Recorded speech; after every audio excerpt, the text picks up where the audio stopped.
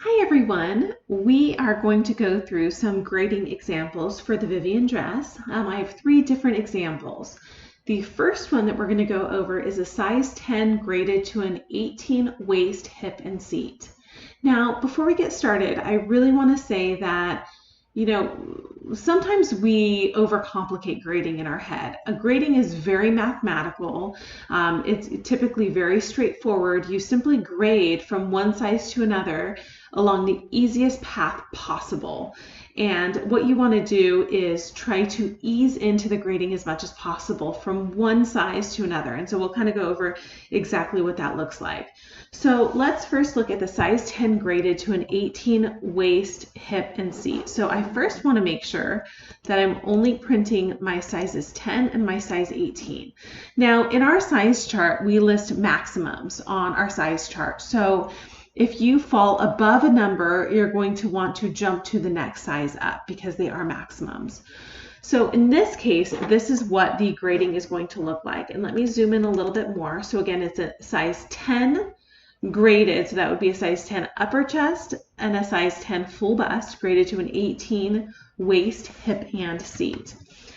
So if we take the front center dress piece, you're going to want to take a point along the curve here under the arm and gently grade that and ease that in to the waist marker. Now, there are notches for your waist mark and for your hip and seat mark, so that can help you to guide you with the grading. So you're just simply going to want to grade very smoothly from the size 10 to the size 18.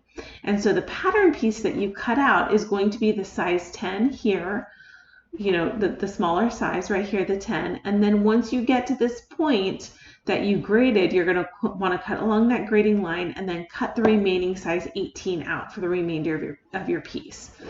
For the side front, you're going to simply do, the same thing. You're going to want to take a point somewhere along the side seam right here, and you're going to want to grade it very gently out to the size 18 waist marker that you have here, and to make it as smooth as a transition as possible. Then along the princess seam, you're going to want to do the same thing. So find a place right here along the curve where you can make that transition very smooth to the size 18 waist. Again, with the back, very similar to with the front, you're just going to want to take a point along the curve to make that transition as smooth as possible. And then along the side back panel, I kind of did this a little bit different, but let me just kind of re-angle that so it's a little bit better.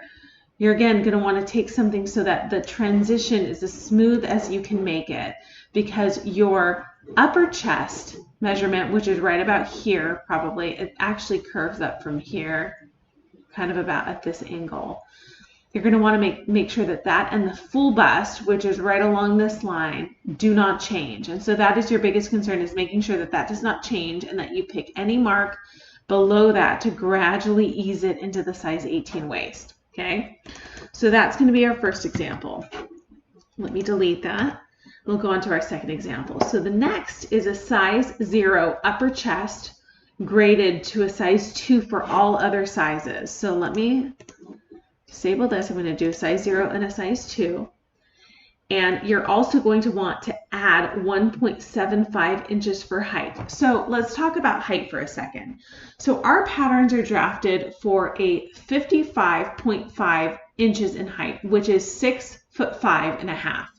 Now, in this example, our model is 5'9". So there is a 3.5 difference in height for our model versus our pattern.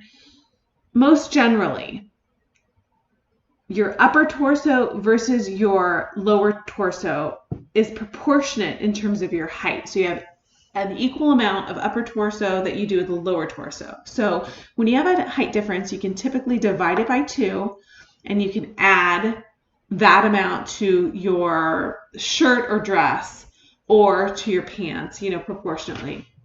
Now, if you find that you have a substantially larger torso than, you know, maybe the average, you might want to adjust that number, but this is just kind of a guide mark.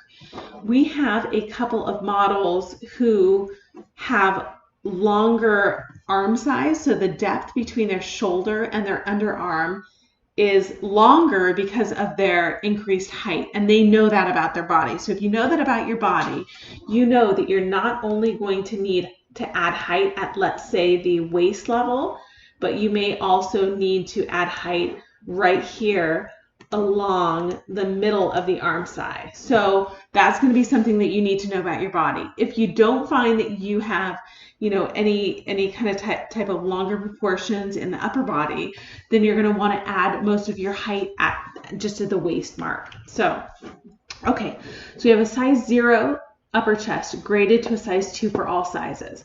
So the measurement for our upper chest is really to gauge our shoulder width or shoulder girth. That is really what that measurement is telling us, because you could have a very narrow shoulder girth and a very larger full bust, and the best way to gauge that is really with your upper chest. The reason why we don't ask you for your shoulder girth is because that is typically pretty hard for you to take on your own, that measurement. So the upper chest is easier for you to take. So this is a small adjustment, but I still wanted to make sure to show it. Let me try to highlight it a little bit more. This adjustment is in a green, kind of bright green marker over here. But what you're going to want to do is you're going to want to, at the bottom of the arm side, draw a line as quickly to the next size for your full bust as you can. Now, if you have to grade further than one size from your upper chest to your full bust, we ask that you do a full bust adjustment. And that is just the easiest way to get the best fit possible. But if you're grading with just within one size, typically standard grading like this will be acceptable. It won't make a difference in the final fit. You'll achieve just as good results with it. So in this example, you're going to take from the bottom of the arm side, the bottom corner, and you're just going to draw a line as sharp as you can to just get to the size 2 right there. And that's the only adjustment that you're going to make on that piece other than height. And for your height, again, if you find that you just have standard proportions, you're going to make that height adjustment right here at this waist marker. Okay, and you're just going to add 1.75 inches in this example to that. And you're going to do that with all of the pieces. If you decide that you want to add, let's say, 3/4 of an inch to the arm side, you're going to add 3/4 of an inch to that piece at this point, the remainder of the height at the waist seam, and you're going to repeat that for your other pieces. So you're going to want to add 3/4 of an inch to this arm side, and so on and so forth. So for here, for the side front, you can see that the same is true that we did for the first piece. You're going to just go from the smaller size 10, and you're going to grade as sharply as you can out from the corner here to, I'm sorry, this is a size 0. The size 0, you're going to grade as sharply as you can from the size 0 out to the size 2 on both sides. And on the princess seam, you're going to take it from the apex, or really from the largest curve point, and just move that out to the size 2. And that's it.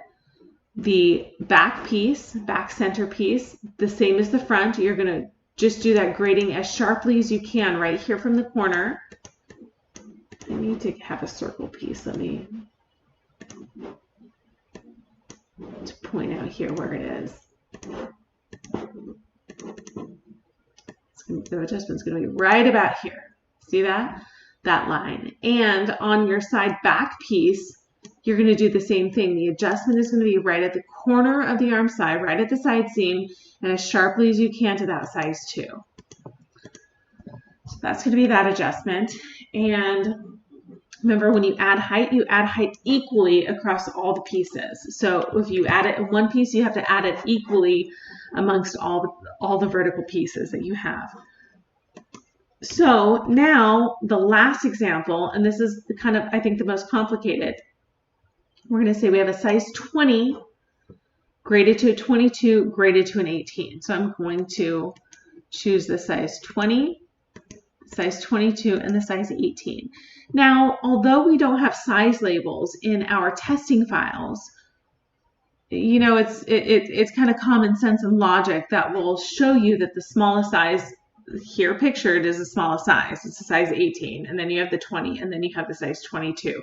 So even though we don't have the labels on the site or on the test pattern, you know, again, just follow the logic to which is the smallest and which is the largest. So we're going to have a size 20 upper chest graded to a size 22 full bust. So actually, I think I had this particular example is wrong. So let me correct that really quick before I get into this and show you something that's incorrect. Okay, so that's right now. Okay, so what you're going to do here is you're going to take from the size 20, which is the middle size that I've layered here, and you're going to, because you're going from upper chest to full bust, you're going to just make as sharp as a line as you can to the size 22 full bust so that you can achieve that full bust fullness. You're going to repeat that on all of your other pieces from the size 20 to the size 22.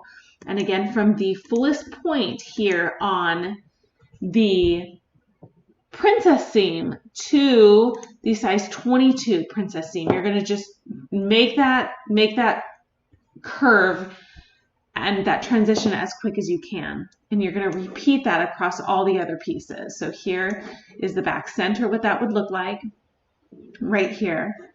And on the side back, what that would look like. Again, just a sharp transition from the size 20 to the size 22. Now you want to also have the size 22 for the waist. So you're going to follow the size 22 line all the way down to your waist marker right here, which is that first notch. But after that, you need to transition down to a size 18 hip and seat. So you're going to follow that outer size 22 line all the way down to the waist. And then from the waist, you're going to connect it to the size 18, which is here on the inside for the hip and seat. Let me zoom in a little bit further. You know, these sizes look close together when I'm doing these graphics, but there's a difference. There are size differences, of course, when it comes to the grading on the pattern. So trust me, even if you think that it's not that big of a difference, it is a big difference. So here on the side front piece, you can see what that transition looks like from the size 22 waist down to the size 18 hip, and you curve it and you smooth it in and ease it in as much as possible, and you do that on the opposite side of the pattern piece as well. Again, repeated with the back center piece. Ease in as much as possible from the 22 waist to the 18 hip seat. And then the last piece, again, just the same philosophy. So these guide markers are put in here to really help you to be able to identify the point of measure within the body. So if you guys have any question after that, if you have any specific examples that you're still struggling with, please let me know. This example is also to add height. So you're going to have to determine on your own where you add that height. Typically, we would add it just at the waistline. But again, if you feel that you have a larger than average upper torso, you might want to add more kind of here along the arm side to add greater depth to the, you know, from the shoulder to the underarm. And you can divide up that height as best you see it. If you find that you have a shorter torso from your underbust to, let's say, your hip, you can add length more towards the hem of the garment if that's where you think that it's more appropriate. You're going to really have to gauge your own body for that. It's really hard for us to guide you in that respect, but if you have questions, please comment, let me know, and I will help as much as I can. Thank you so much, guys.